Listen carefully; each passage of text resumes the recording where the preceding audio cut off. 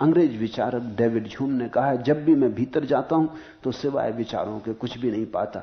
और ये सब ज्ञानी कहते हैं कि भीतर आत्मा मिलेगी, सिवाय विचार के कुछ नहीं मिलता। अब इसको कौन समझाए कि किसको विचार मिलते हैं?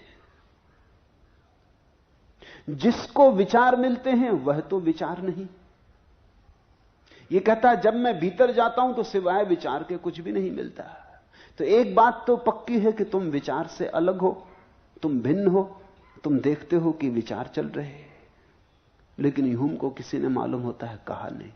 वो लिख गया है कि सोक्रेटिस कहें कि उपनिषद कहें कि भीतर आत्मा है। मैंने तो बहुत प्रयोग करके देखा, सिवाय विचारों के वहां कुछ भी नहीं। मगर किसने देखा?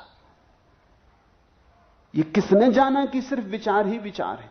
तुम कमरे के भीतर गए और लौट के आके कहने लगे कि मैं तो नहीं मिलता, कमरे में फर्नीचर भरा है। लेकिन तुम कमरे के भीतर गए तो एक बात तो पक्की है कि तुम फर्नीचर नहीं हो। तुमने भीतर जाके फर्नीचर भरा देखा, एक बात तो पक्की है कि तुम देखने वाले हो। कुर्सी तो नहीं देखती और कुर्सियों को, दीवारें तो नहीं देखती और दीवानों को, तुम दृष्टा हो।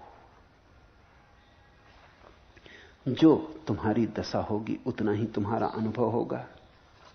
जो भी